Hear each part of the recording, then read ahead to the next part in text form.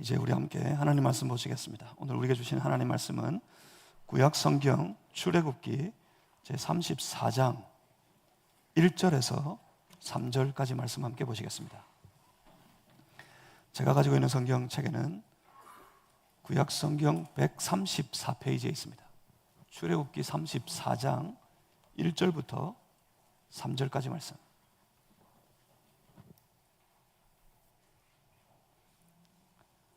(1절부터) 3절 세 절 말씀을 우리 교도가시겠는데 제가 1절 읽고 여러분 2절 읽고 3절은 우리 다 같이 읽고 이렇게 오늘 우리에게 주신 살아계신 하나님 말씀을 함께 저와 여러분이 나누어서 교독하겠습니다. 제가 먼저 읽습니다. 여호와께서 모세에게 이르시되 너는 돌판 둘을 처음 것과 같이 다듬어 만들라.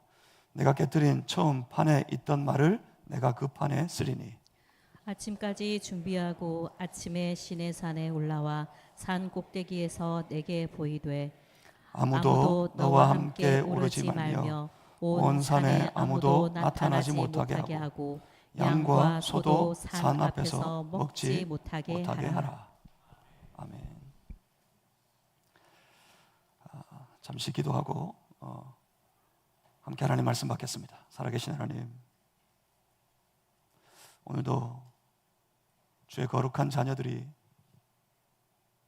하나님의 거룩한 임재가 있는 이 예배 저소에서 말씀으로 찾아오시는 우리 주님을 만나기 원합니다. 주님, 이 말씀을 통해 당신의 얼굴을 비추어 보여주시고 이 말씀을 통하여서 우리 하나님의 거룩한 백성들, 하나님의 자녀들의 삶 속에 이루기를 원하시는 하나님의 선하신 뜻과 의도를 발견하고 깨달을 수 있게 도와주시옵소서. 주의 성령이시여 우리 가운데 임하셔서 이 말씀을 다 깨달아 이 말씀 따라 살 수 있도록 우리를 주장하시고 인도하여 주시옵소서. 말씀이 선포될 때 악한 권세가 물러가게 하시고 어둠의 영들이 다 무너지게 하시고 사슬이 끊어지고 막힌 담이 헐어지고 주님의 놀라운 영광이 나타나고 선포되는 역사가 있게 하여 주시옵소서. 오 하나님 함께 하시옵소서. 예수 그리스도 이름으로 기도하옵나이다. 아멘. 자, 오늘은 더 귀를 기울여서 집중하셔야겠습니다. 제가 지금 소리가 나지 않습니다. 제가 살살 말할 테니까 여러분이 더 귀를 기울여서 집중해서 잘 쫓아오셨으면 좋겠습니다. 이제 우리는 출애굽하여서 하나님이 약속하신 땅, 가나안 땅에 입성하기까지의 그 여정, 그 귀한 행렬로 이제 복귀하려고 합니다. 애굽에서 탈출해서 가나안 땅 들어가기까지의 여정이 참 중요한 이유는, 이 여정의 삶을 참 중요하게 우리가 살펴봐야 되는 이유는 이게 우리의 신앙의 삶과 우리의 신앙의 여정과 너무 닮아 있습니다. 세상에서 구원받아서 세상에서 탈출한 주의 백성들이 하나님이 약속하신 그 영원한 하나님 나라에 입성하기까지 그 긴 여정의 삶이 우리의 신앙의 삶의 여정이기 때문입니다. 이 가운데서 하나님으로부터 복을 받는 비결을 발견하고 이 과정 속에서 하나님의 은총을 입는 삶의 길들을 우리가 다시 찾게 되고 하나님의 저주가 임하는 삶, 하나님의 무서운 하나님의 무서운 벌이 임하게 되는 그 삶을 깨달아 알아서 그 저주와 불 같은 벌을 피하는 그런 지혜로운 신앙의 사람이 될 수 있어야 되겠습니다. 은혜를 받는 비결, 하늘의 은총을 누리는 삶의 길을 찾아서 은혜 받고 풍성한 하늘의 은총 가운데 살아가는 우리 신앙의 삶이 될 수 있어야 되겠습니다. 그 복된 신앙의 여정을 찾아 기쁘게 이 신앙의 여정을 함께 걸어가는 모든 성도들이 다 되실 수 있기를 주님의 이름으로 축복합니다. 여러분, 신앙인이 되셨습니까? 신앙인이 되는 게 뭡니까? 신앙인이 되는 것이 무엇을 의미합니까? 여러 가지 말로 그 신앙인됨을 표현할 수 있겠지만 한마디로 하면 신앙인이 된다는 것, 그건 인생의 그 삶의 주권을 옮기는 것과 같습니다. 신앙인의 삶의 걸음은 그 신앙인의 삶의 인생 가운데 그 삶을 주장하는 주권을 옮기는 과정과 같습니다. 사단의 권세에 매여서 죄의 종이 되어 스스로 주인 노릇하면서 그 참혹한 사망 가운데 살아가던 인생에서 예수님을 그리스도로 부르고 예수 그리스도를 참된 왕과 주인으로 모시어 살아가는 삶으로 바뀌어가는 과정, 그것이 신앙인이 걸어가는, 진정한 신앙인이 되어가는 과정입니다.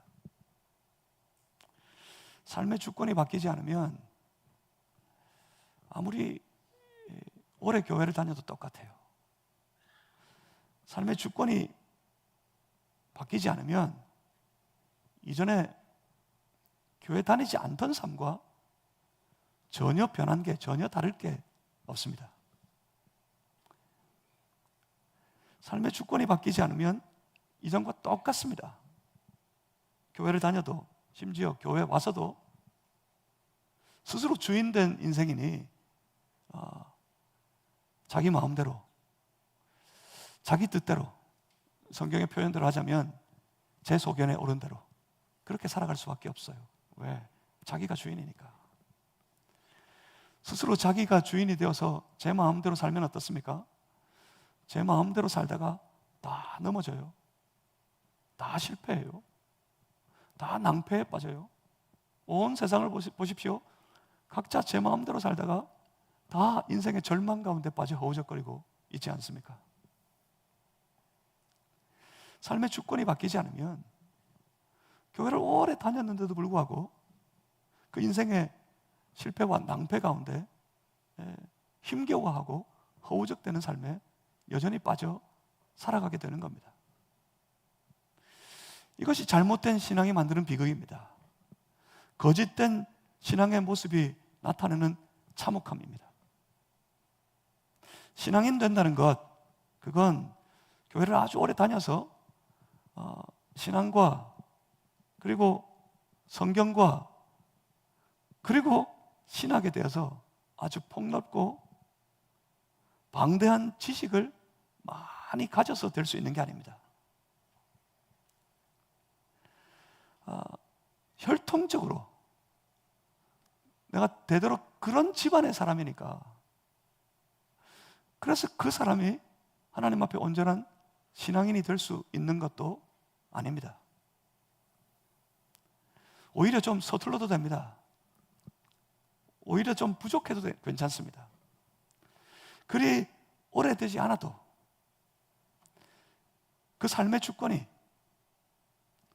죄의 종으로 매여 있던 인생, 그러면서 자기 인생에 스스로 주인 노릇하며 살아가는 삶에서 예수님 만나서 예수님을 나의 그리스도로, 나의 주님으로, 나의 왕으로 모시어드린 그런 모습으로 변화되면 됩니다. 인생의 주권이 바뀌면 됩니다. 진정한 신앙인이 되는 것, 진정한 신앙의 사람이 된다는 것, 그건 인생의 주권이 바뀌어야만 되는 겁니다. 삶의 참된 주인이 바뀌어져야 가능한 일입니다. 그래야 제대로 신앙생활, 신앙의 삶을 살아갈 수 있게 됩니다. 얼마 전에 서울에서 있었습니다. 서울에서 국립 심포니 오케스트라에서 세계적인 거장입니다. 피아니스트 에플람 바부제라는 선생님을 모시고 마스터 클래스라는 레슨을 진행했습니다. 전국에서 촉망받는 10대 피아노 연주자들이 모였습니다. 세계적인 거장으로부터 레슨을 받기 위해서 말입니다. 10대 촉망받는 정말 미래가 전도 유망한 피아노 연주자들이 모여서 베토벤 피아노 소나타 24번, 프로코피에프 피아노 소나타 7번 중 제 1악장, 이게 저는 뭔지도 모르겠어요. 이 어려운 곡들을 이 아이들이 정말 능숙하게, 익숙하게, 그리고 화려하게 연주했습니다. 세계적인 거장을 만날 수 있다니까, 그렇지 않아도 정말 뛰어난 재능을 가지고 있는 그런 이 학생들이었는데 얼마나 더 열심히 연습했겠습니까? 정말 열심히 연습해서 그 거장 앞에서 그 어려운 곡들을 능숙하게 연주했습니다. 연주를 다 마치고 나자 이 바부제가 연신 박수를 치며 브라보를 외쳤답니다. 브라보, 브라보. 브라보, 이거 무슨 말인지 아십니까? 연주회 가면 마지막에 잘했다고 막 박수 치면서 브라보, 브라보 하는 거예요. 이 세계적인 거장이 박수를 치면서 브라보라고 했어요. 그랬더니 칭찬하는 줄 알고 이 아이들이 얼마나 이게 어깨가 으쓱해졌겠습니까? 10대들이니까 그 부모가 함께 있었겠죠. 그 부모들도 자기 아이들이 정말 뛰어난 피아니스트가 되기를 원하는 마음으로, 기대하는 마음으로 정말 거장 앞에 레슨을 받기 위해 왔는데 이 거장이 박수를 치면서 브라보, 브라보 그러니까 얼마나 기분이 좋았겠어요. 야, 우리 아이들이 칭찬받는가 보다 싶어서 말입니다. 그 화려한 연주를 보고 브라보를 외치던 이 바부제가 그렇게 말합니다. 모든 음을 하나도 놓치지 않고 다 잘 연주했다. 하나도 빠뜨리지 않고 하나도 틀리지 않고 잘 연주했지만 모든 음이 다 틀렸다. 무슨 말입니까? 모든 음을 정확하게 다 잘 치고 연주했지만 그런데 이 거장이 듣기에 모든 음이 다 틀렸대요. 그리고 이렇게 말합니다. 음을 연주하는 것은 중요하지 않아요. 작곡가가 원하는 것을 연주하는 것이 중요하죠. 그리고 이 거장이 하는 말이 이겁니다. 악보를 보는 것이 중요한 것이 아니라 작곡가의 의도를 읽으려 해야 한다. 이렇게 충고했습니다. 제가 이 기사를 읽으면서 소위 은혜를 받았어요. 왜냐하면 이게 정말 아주 절묘한 신앙의 표현이기 때문에 그렇습니다. 우리 신앙이 그래요. 우리 신앙의 모습이 그래요. 가만히 보면 뭔가 딱 틀에 짜여진 듯한 그 극본대로 아주 정확하게 신앙생활을 잘하는 사람들이 있습니다. 그 대표적인 인물들이 저 신약의 바리새인들이죠. 모든 음을 아주 정확하게 연주하는 사람들입니다. 그런데 가만히 보면 뭔가 아닙니다. 뭔가 이상합니다. 뭔가 많이 잘못되었습니다. 분명 교회에서 교회를 다니는 사람으로서 교회를 섬기고 봉사하는 일꾼으로서 해야 할 모든 일들을 놓치지 않고 다 잘하는 것 같은데 그런데 그 교회의 머리 대신 예수님 신앙의 가장 거장이시겠죠? 우리 주님, 우리 하나님의 눈으로 볼 때는 모든 음이 다 틀려버린 그런 신앙들이 있어요. 모든 신앙의 모습이 다 틀린 그런 신앙의 삶이 많이 있단 말입니다. 여러분 성경을 읽을 때 뭔가 폭넓은 지식을 갖추겠다 하는 마음으로 읽는 것 중요하지 않습니다. 왜냐하면 그렇게 갖추어진 지식은 절대로 그 삶으로 결코 그 생활로 나타나지 않을 것이기 때문에 그렇습니다. 삶으로 나타나지 않는 신앙, 생활로 드러나지 않는 신앙은 틀린, 잘못된 신앙입니다. 모든 음을 정확하게 지식적으로 연주한다 해도 연주한 그 음은 하나도 맞지 않는 모든 음이 다 틀린 그런 신앙이 될 수 있다는 말입니다. 여러분 성경을 읽을 때 그렇게 해야 합니다. 반드시 성경을 읽는 중에 하나님의 의도를 읽으려고 해야 합니다. 성경을 지식으로 받아들여서는 안 됩니다. 성경을 하나님이 그 자녀에게, 하나님이 그 백성에게 하시는 말씀으로 읽어야 합니다. 그 말씀으로 받아야 합니다.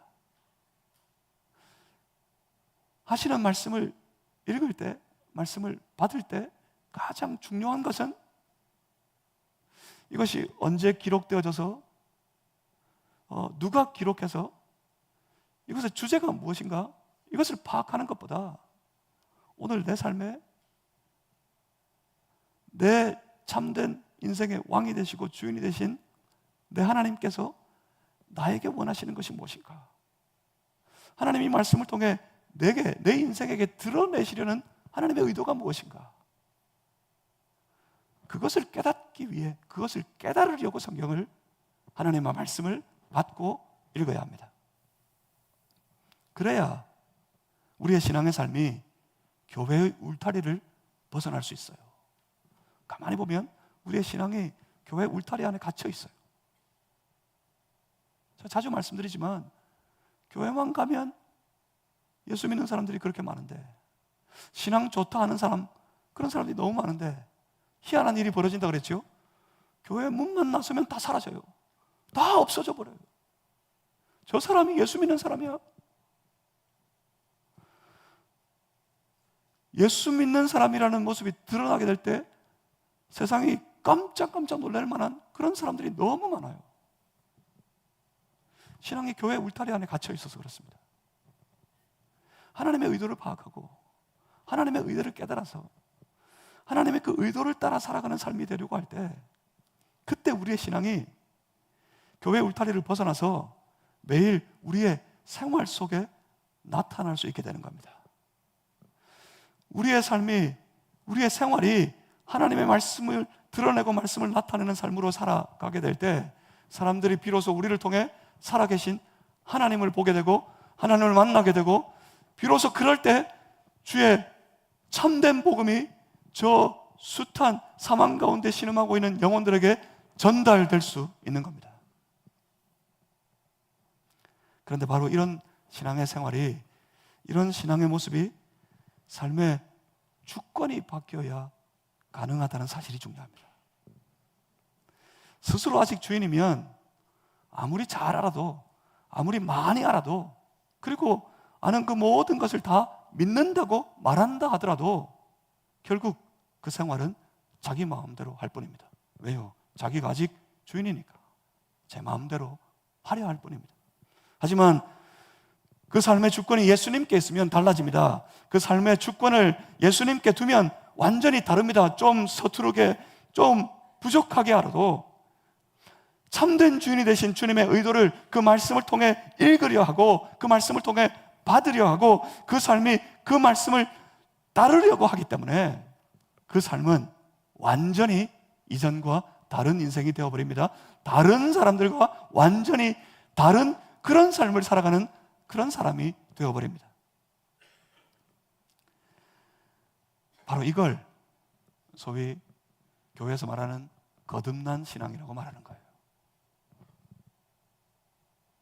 사탄의 권세에 매여 스스로 주인이 되어서 죄 가운데 살아가던 그 이전의 삶은 다 죽고, 예수께서 그리스도가 되셔서 그 삶을, 그 인생을 다스리시는 삶으로 born again, 다시 거듭나게 되는 것입니다. 이게 바로 하나님과 단절된 사망에서 벗어나서 다시 하나님과 연결되어 교제하는 삶으로 거듭나게 되는 그런 신앙입니다. 인생이 거듭나면 죄로 인한 모든 비참은 그 인생에서 끝이 납니다. 예수 안에서 하나님의 풍성한 은혜를 누리는 복된 인생으로 변화받게 되는 겁니다. 인생이 거듭나면 지옥 백성이 천국 백성으로 변화받게 되는 겁니다. 그러니 여러분, 예수 믿고 예수 안에서 거듭난 인생이 되시기를 주님의 이름으로 축복합니다. 여러분 신앙을 돌아보십시오. 여러분 거듭나셨습니까? 오늘 한국 교회도 이것을 점검하는 게 아주 중요한 그런 때가 된 것 같아요. born again한 크리스찬이냐, 거듭난 성도냐, 거듭난 신자냐, 이걸 점검하는 게 아주 중요하게 된 것 같아요. 제가 여러분 아시는 것처럼 미국에서 제법 오래 생활을 했습니다. 미국에서 많은 사람들이 복음을 전도합니다. 복음을 전도할 때 예수를 믿으세요, 우리처럼 예수를 믿어 구원받고 천국에 갑니다, 이렇게 복음을 전도하면 그 땅이 기본적으로 이 크리스천 컨트리, 이 복음 국가이기 때문에 많은 사람들이 자신을 크리스천이라고 생각해요. 그래서 예수를 믿으세요 그러면 다들 그럽니다. 제가 만난 사람들도 대부분 다 그랬어요. 옆집에, 뒷집에 알코올에 쩔어 있는 사람들도 다 그래요. 당신이 Are you Christian? 그러면 Yes, I am Christian이라고 그럽니다. 나는 그리스도인입니다. 그래서 사람들이 복음을 전도할 때 꼭 확인해요. 그런데 당신은 born again한 크리스찬입니까? 그러면 대부분 대답을 못합니다. 거듭난 신앙을 확인해야 되는 그런 때가 되었어요. 오랫동안 기독교 국가로 그렇게 알려지고 세워진 나라였기 때문에 그 복음이 식상해져가지고 복음의 삶, 신앙의 삶이 껍질만 남은 채 그 속에는 하나님 아닌 다른 것으로 가득 차 있는 그런 사람들이 너무 많기 때문입니다.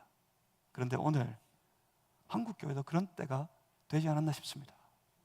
여러분 확인하셔야 됩니다. 거듭난 신앙이십니까? 삶의 주권이, 인생의 주권이 온전히 바뀐, 변화받은 그런 신앙의 사람이십니까? 거듭난 신앙의 사람, 삶의 주권이 완전히 나에게서 예수님에게로 옮겨져 변화된 그런 신앙의 사람이 다 되시기를 이 종이 간절히 우리 주 예수 그리스도의 이름으로 소망합니다. 여러분 모든 인생이 born again한 크리스찬, 거듭난 신앙의 사람 되시기를 주님의 이름으로 축복합니다. 그래서 저 가나안, 하나님이 약속하신 그 약속의 땅 들어가기 전에 우리 하나님께서 그들에게 그 나라를 준비하기 위해 선포하시는 말씀이 바로 그거였어요. 하나님께서 온 백성들에게 약 1년 가까이 그들을 저 시내산 앞에 모아두고 머물게 하였다가 선포하신 모든 율례가, 율법이, 모든 말씀이 바로 그거였어요. 내가 주인이다. 그 모든 율례의 선포, 모든 율법의 선포는 딱 한마디로 요약하면 하나님의 주권 선포입니다. 나 외에는 다른 신을 섬기지 마라. 어떤 형상도 만들지 말라. 이게 무슨 말입니까? 하나님만이 하나님이시라는 선포입니다. 하나님만이 참된 신이시라는 선포입니다. 하나님이 내 백성들을 다른 하나님 아닌 다른 것들에게 빼앗기지 않겠다는 선포이십니다. 그 하나님 앞에 엎드려 굴복하라는 선포입니다. 나 외에는 다른 신을 섬기지 말라. 저기 저 땅에 들어가면 저들이 섬기는 온갖 잡신들이 많이 있을 터인데 그 앞에 머리를 숙이지 말고 그 앞에 마음을 빼앗기지 말고 오직 하나님만을 섬기는 백성이 되라고 하나님이 선포하시는 것이었습니다. 그것은 하나님의 주권 선포였습니다. 그리고 다른 모든 율법의 말씀은 그겁니다. 오직 하나님의 백성으로 요구되어지는 그런 삶을 살아야 할 것이다. 이것이 율법입니다. 저 이방 하나님 아닌 다른 것에 엎드려서 그 다른 것을 하나님이라 부르면서 쫓아다니는 그런 이방의 사람들과 구별된 삶을 요구하시는 거예요. 그 율법을 통해서. 그래서 모든 율법과 규례의 말씀들, 그 말씀들 읽을 때 여러분 이걸 정확하게 딱 기억해 두셔야 돼요. 율법과 규례와 계명이 선포하고 있는 게 뭡니까? 그게 바로 하나님의 주권을 선포하는 거예요. 어려운 게 아닙니다. 한마디로 말하면 내가 주인이다 하는 선포입니다. 그래서 이를 하나님의 주권을 선포하는 모든 율례, 율법, 규례들을 한마디로 그렇게 부르기도 합니다. 종주권 선언이라고. 종주권 선언. 주인 중에 가장 높은 주인, 그것을 선포하는 거예요. 그 율법과 율례들로 자기 백성들과 언약을 체결하셨다고 그래요. 그 언약의 체결을 짧게 한마디로 그렇게 부릅니다. 종주권 언약이다. 하나님만이 주인 되시고 그 백성들은 그 하나님의 백성으로 하나님의 종으로 살아가는 그 관계를 언약으로 체결하시는 거였어요. 그래서 가장 먼저 외치신 것이 나 외에는 다른 신을 섬기지 말고 어떤 형상도 만들지 마라, 그거였어요. 그런데 여러분 어땠습니까? 여러분 오래 지나서 여러분 다 잊어버리셨는지 모르겠어요. 이 사람들이 하나님이 그렇게 율법을, 율례를 선포하실 때 그 이스라엘 백성들은 어땠어요? 다 시작부터 그 언약을 배반했습니다. 자기들의 뜻대로 하나님을 송아지 모양, 송아지 형상으로 만들어가지고 그 송아지 앞에 모여가지고 금송아지 앞에서 이들이 일대 잔치를 벌였습니다. 그 잔치의 주인은 하나님이 아니었습니다. 그 잔치의 주인은 철저하게 사람들이었습니다. 하나님의 백성들이 하나님을 기뻐하는 잔치를 벌인 것이 아니라 사람들이 기꺼이 하나님의 주인이 되려 하는 잔치를 벌였던 겁니다. 오늘 우리의 예배를 돌아봐야 합니다. 오늘날 우리의 예배가 어떻습니까? 사람들이 잔치를 벌여놓고 예배를 마치 하나님 앞에서 하나님을 높여드리는 잔치와 같다 그러잖아요. 그런데 그 잔치를 벌여놓고는 그 잔치를 통해 사람들이 받으려고 해요. 마치 스스로 주인이 됐냐, 주인이 마땅히 받아야 할 그 은혜, 그것을 받는 것에만 혈안이 되어 있어요. 여러분, 우리가 드리는 예배를 잘 돌아보시길 바랍니다. 그 예배 가운데 하나님을 높이는 마음이 있습니까? 그 예배가 하나님을 높이는 잔치입니까? 혹시 사람이 받아 먹을 잔치 음식에만 목말라 있지는 않습니까? 우리의 예배 가운데 하나님께 온전히 올려드릴 경배와 하나님을 높이 부르는 찬양이 있습니까? 예배는 순서가 아닙니다. 예배는 형식이 아닙니다. 예배는 하나님의 백성들이 그들의 인생의 참된 주인이 되신, 참된 왕이 되신 하나님을 높이는 마음이 바로 예배입니다. 우리의 예배 가운데 그 하나님을 높이는 마음이 충만해야 됩니다. 이 예배의 시간에 이 말씀 앞에서 그 하나님을 높이겠다는 우리의 마음이 이 예배 가운데 충만해야 합니다. 여러분 어떨까요?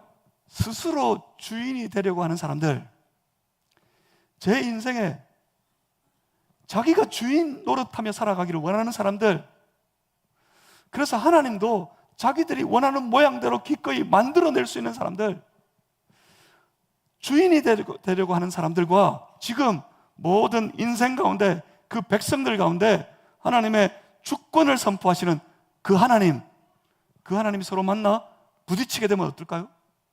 스스로 주인이 되려고 하는 사람들과 주권을 선포하신 하나님이 만나 부딪히면 어떻게 될까요? 그러면 깨지겠죠. 어디가 깨집니까? 인생이 깨지겠죠. 보십시오. 마치 처음 그 언약의 두 돌판이 산산조각이나 깨져버린 것처럼 말입니다. 하나님은 그때 저 백성들을 보시면서 탄식하셨습니다. 신명기 9장 13절을 보시면 하나님이 탄식하시며 외치는 말씀이 이겁니다. 보라, 이는 목이 곧은 백성이라.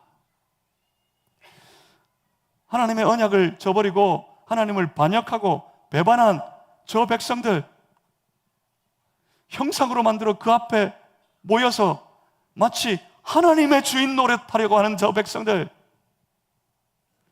저들을 향해 하나님이 외치시기를 이는 목이 곧은 백성이라. 하나님이 그렇게 작정하셨습니다. 내가 그들을 멸하여 버리겠다. 그 이름도 천하에서 다 없애버리겠다고 하나님께서 선포하셨습니다.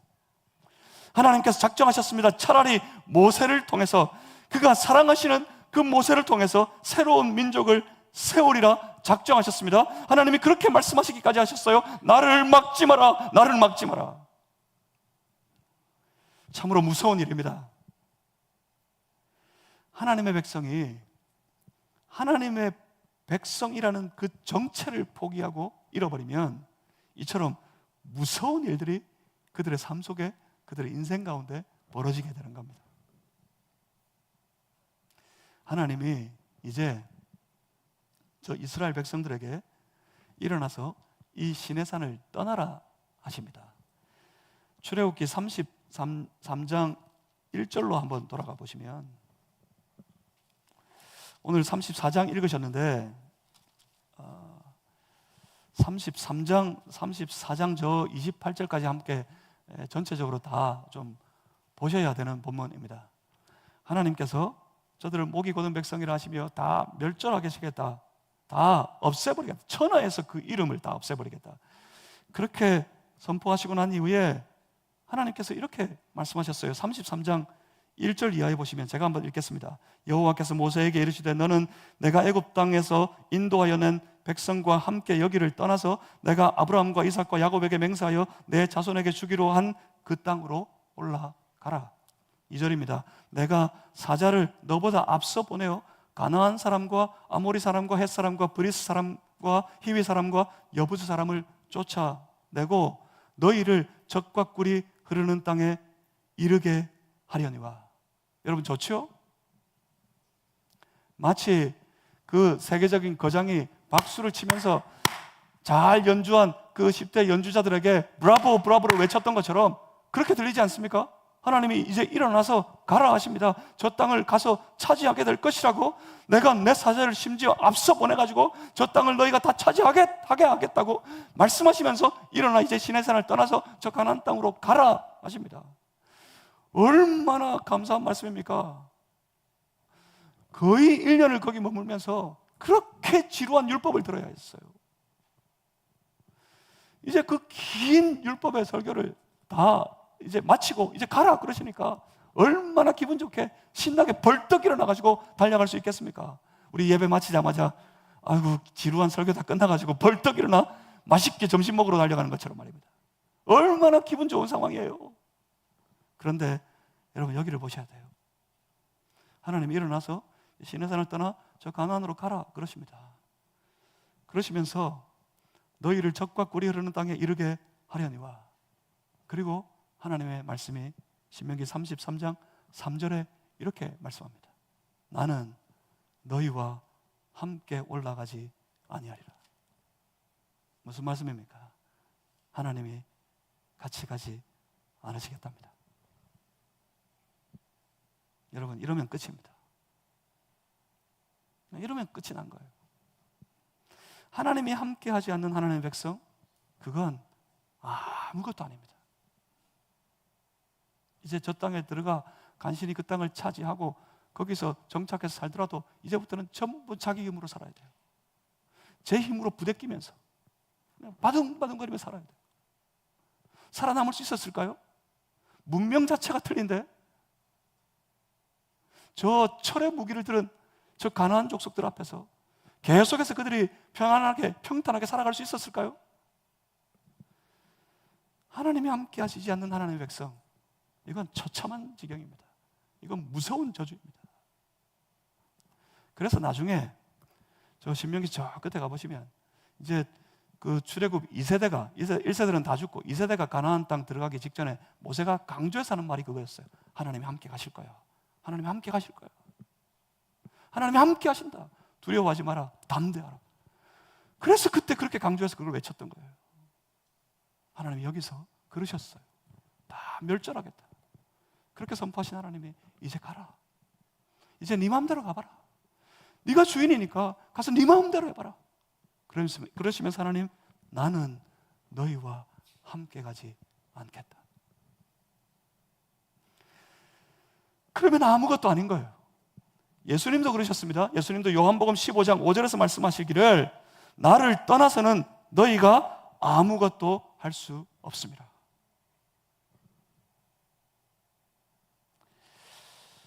하나님이 함께 하시지 않으면 우리 인생은 아무것도 못합니다. 아무것도 아닙니다. 아무것도 할 수 없습니다. 그런 무서운 진노에, 무서운 저주에 빠지지 말아야 되겠습니다. 함께 가지 않겠다 하시는 하나님, 그 하나님 앞에 모세는 두려워 떨었습니다. 모세는 그 마음이 다 산산조각이 나고 다 무너지는 것 같았습니다. 그래서 모세는 그 하나님 앞에 엎드렸습니다. 하나님께서 친히 함께 해주시기를 간구하고 또 간구했습니다. 사랑하는 모세가 하나님 앞에 엎드려 처절하게 하나님 붙잡고 기도할 때, 하나님 앞에 간구할 때, 하나님 함께 가십시오, 하나님 함께 해주십시오, 우리와 함께 하나님 동행해 주십시오, 그렇게 간구할 때, 그때 하나님은 그 모세의 간구를 들어주셨습니다. 신명기 9장 말씀에 가보면 모세가 이때를 회상하면서 고백하는 말이 있어요. 모세가 이때를 회상하면서 고백하기를, 하나님께서 이때에도 나를 들어주셨다, 그렇게 감격하며 고백하고 있었습니다. 모세의 간구를 들어주신 하나님의 말씀이 이거였습니다.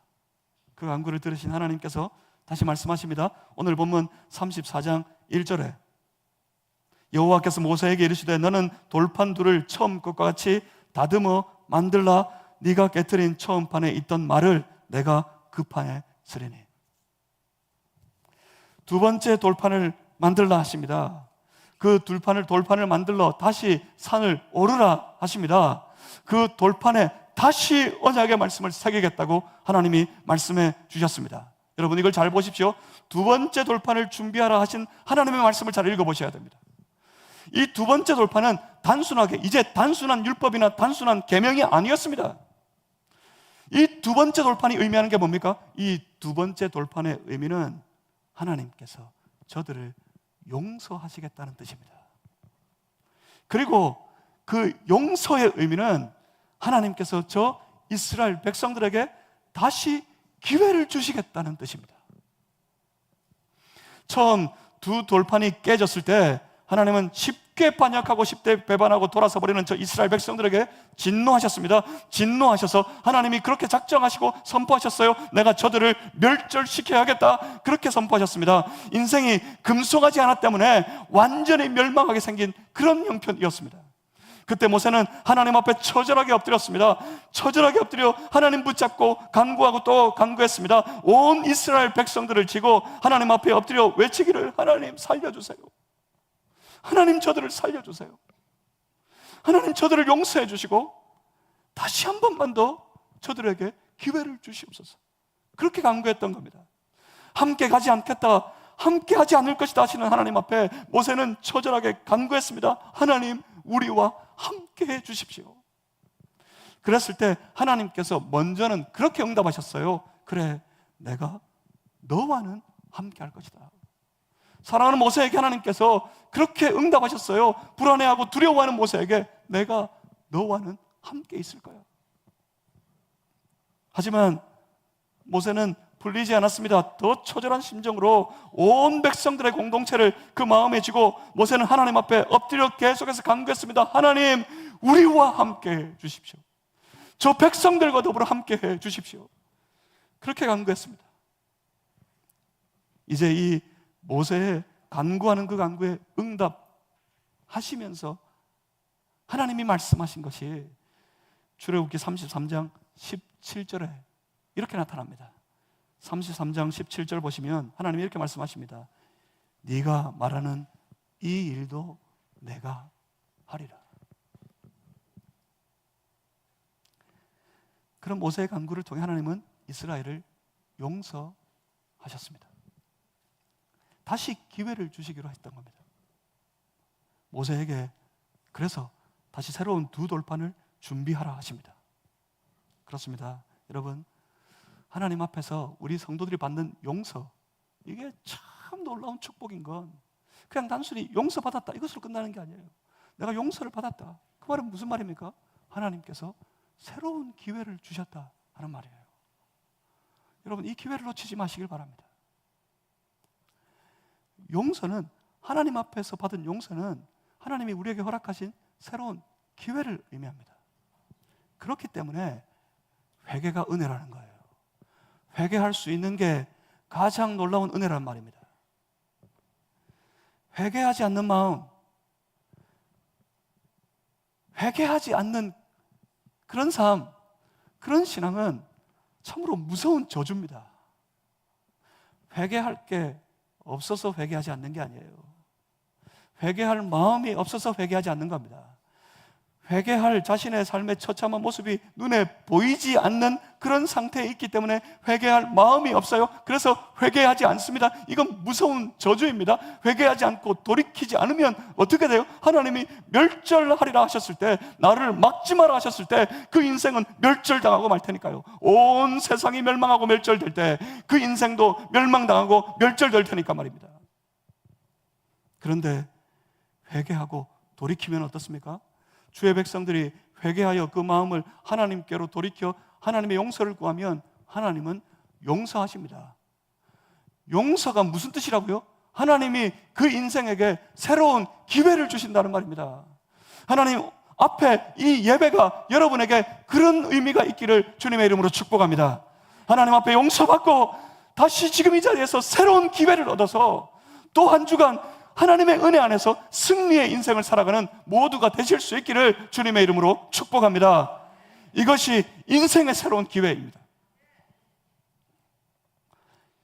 여러분, 그래서 바로 지금 이 자리, 이 순간 여러분의 삶을, 여러분 특별히 신앙의 삶을 진지하게 돌아보실 수 있기를,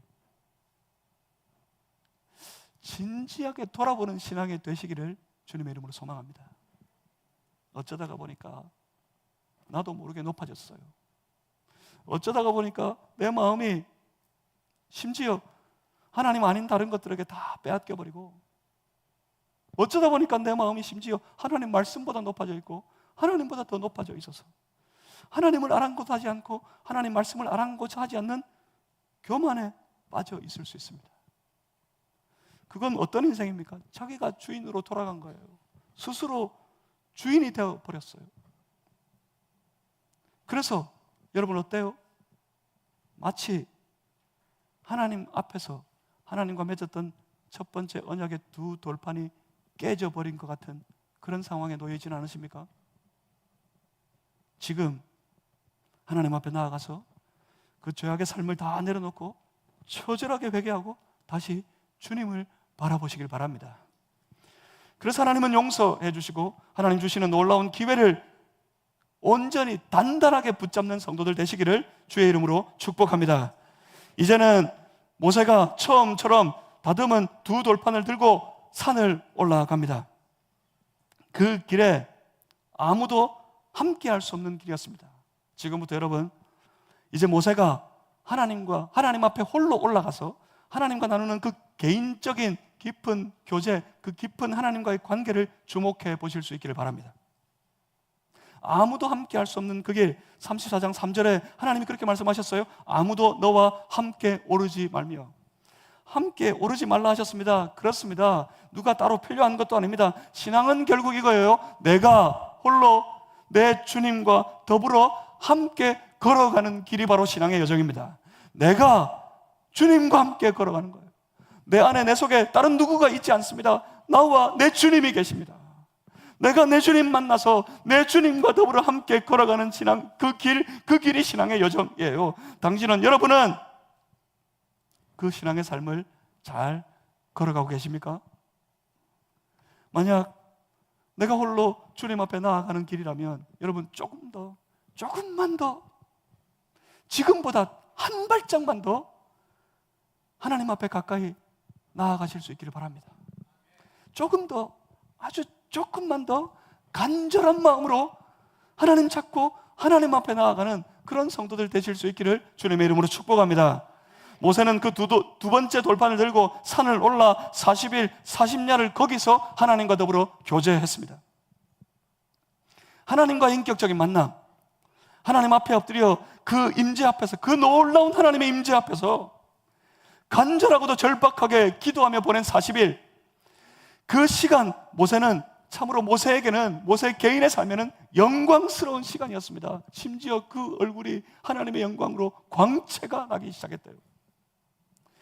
모세는 그때를 그렇게 고백했습니다. 내가 여호와와 더불어 말하였다. 여러분, 이게 놀라운 일입니다. 근데 신약의 시대도 아니에요. 하나님 앞에 휘장이 찢어져 가지고 지성소로 직접 나아갈 수 있게 된 이 신약의 시대가 아니었어요. 그 구약의 때 이 모세가, 구약의 사람인 이 모세가 하나님 앞에 직접 나아가서 하나님을 만나 하나님과 더불어 같이 말했대요. 다시 오른 산 위에서 보냈던 40일 시간, 그 시간은 하나님과 함께 나눈 깊은 영적인 교제의 시간이었습니다. 이 교제의 시간이 모세를 일으켰어요. 사실 모세의 마음도 다 무너졌어요. 지금 모세의 마음은 참으로 너덜너덜한 지경입니다. 하나님을 배반하고 대적하던 저 무리들은 모세에게도 똑같이 했었습니다. 원망하고 대적하고 반역하는 저들 때문에 모세는 마음이 다 무너져 내렸습니다.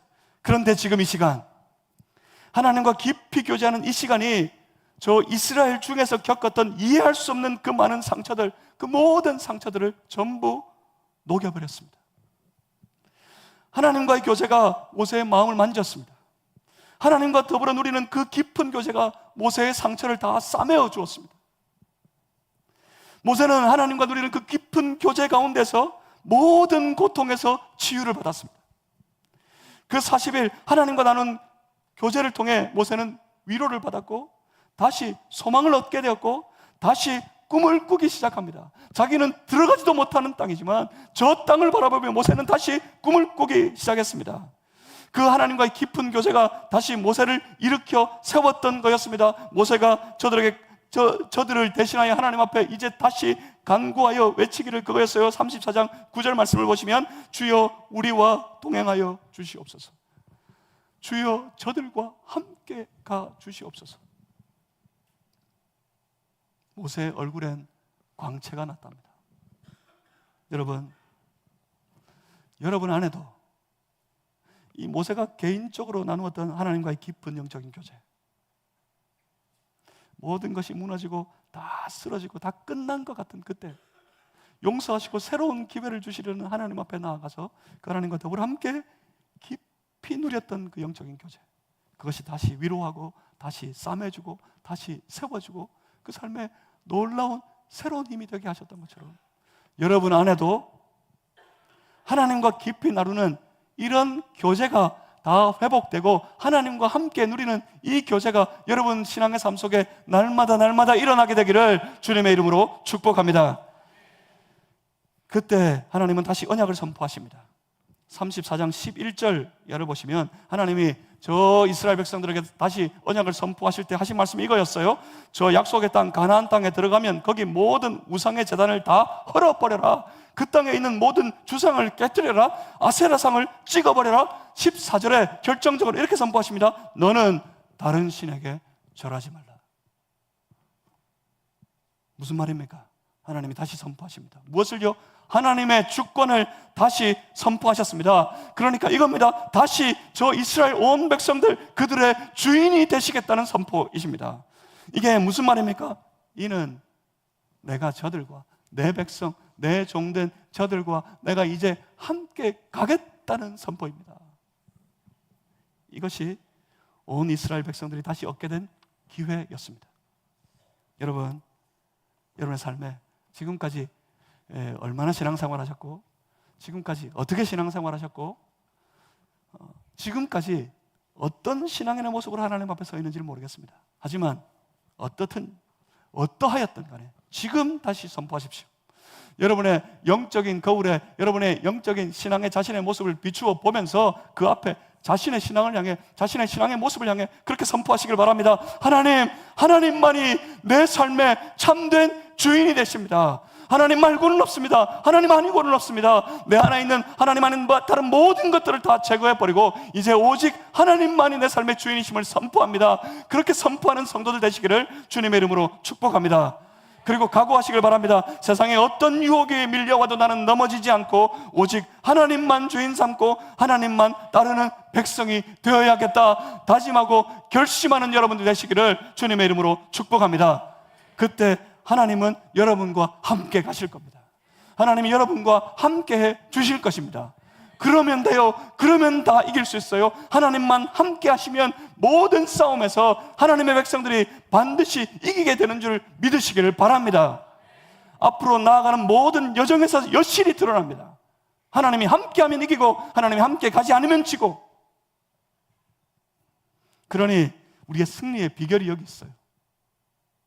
두 번째 돌판을 들고 하나님 앞에 나아가서 다시 하나님 만나고 하나님의 주권을 내 인생 가운데 선포하고 하나님만 따르는 하나님의 백성이겠습니다. 그렇게 외치면 하나님이 역사하십니다. 하나님이 일하십니다. 하나님이 싸우십니다. 그런 거룩한 하나님의 백성이 되어 승리의 삶을 사는 여러분 모두 되시기를 주님의 이름으로 축복합니다. 기도하겠습니다. 살아계신 아버지 하나님, 우리의 왕이 되어 주시옵소서. 우리 인생의 왕이 되어 주시옵소서. 처참하게 제 마음대로 살았던 인생을 하나님 앞에 내려놓고 통회하고 자복합니다. 하나님이 주인 되셔서 하나님의 뜻을 좇아 하나님의 의도를 따라 살아가는 주의 거룩한 백성, 주의 거룩한 종들이 다 되게 하여 주시옵소서. 하나님이 함께 해 주시옵소서. 너희는 가라, 내가 너희와는 함께 가지 않겠다 하시는 무서운 진노의 저주가 임하지 않게 해주시고, 언제나 어디에서나 무엇 하거나 거기 그곳에 하나님이 함께 하실 수 있는 신앙의 사람 되게 하여 주시옵소서. 하나님 함께 해 주시옵소서. 예수 그리스도